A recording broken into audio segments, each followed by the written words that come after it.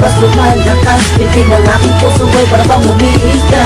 Bakit ba kaya, imbis na ako ay kumagkaya, kapag tayong dalawa ay nag-date, pwede ko ba marinig? Regalo ko sa iyong pusong papel, aking iniabot mo nandun tayo sa motel. At natulog mo na magdamag, ako'y binalibag. Ang iingay daw ng ibig kong muntik nang masapak mo ako. Kung everything ka, bakit baka magka-problem sa'yo?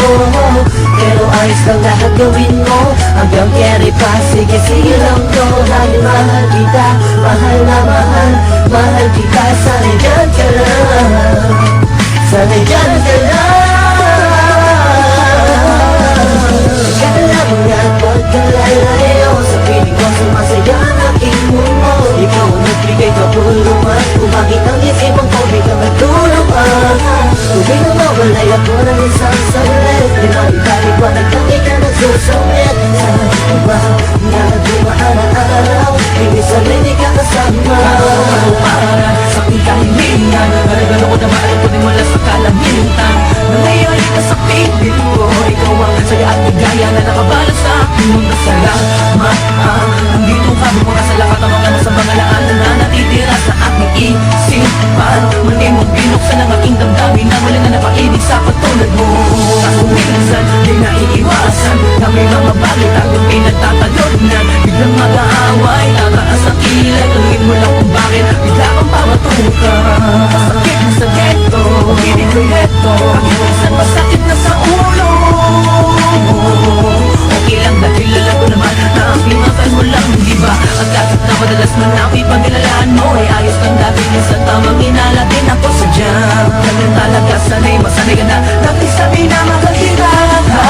Masaya na ako, hindi mo na kailangan ng iba, ako'y kontento sa'yo. Asama mo na alam mo maganda pa kung bumagal, hindi na mawala sapagkat nakatakit mo ay totoo. Kahit sa mitan mo ako'y taga. Kala mo nga pagkalalayo, sa piling ko sumasaya ang aking mundo.